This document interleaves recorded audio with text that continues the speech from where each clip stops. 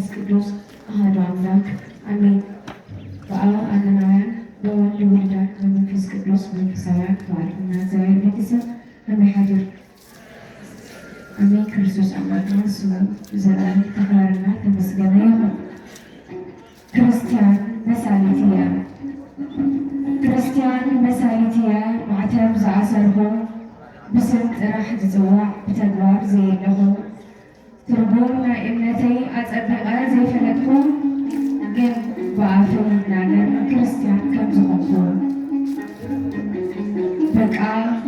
በቃ ክርስቲያን እያ ኣነ መፀውዒ ብስም ጥራሕ እምበር ተግባር ግን ዘይብለይ ሸያጢ ለዋጢ ኮይነ ብእምነተይ ትርጉሙ ዘይፈለጥኩ ማዕተብ ናይ ምእሳረይ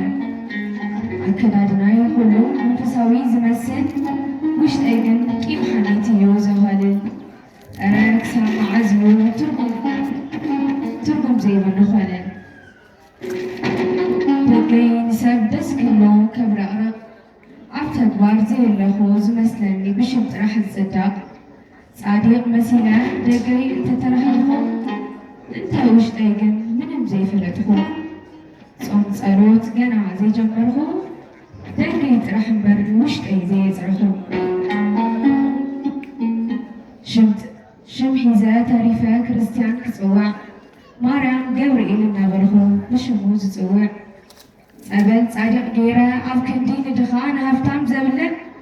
ኣነ ክርስቲያን እየ ብሽም ጥራሕ ዝኮርዕ ሕዚ ግን ይደሊ ኣለኹ ክምለስ ናብ ገዛይ ጾይመ ጸልየ ክረክብ በረከትኻ ኣብ ገዛኻ መፅአ ክሰምዕ እቶም ጥዑማት ቃላትኻ ሓደራኻ ጎይታይ ፍቐደለይ ክኸውን ምሳኻ ሓደራኻ ጎይታይ ክኸውን ምሳኻ ምስጋና ይኹን ነቲ ምስጋና ዝግብኦ ኣምላኽ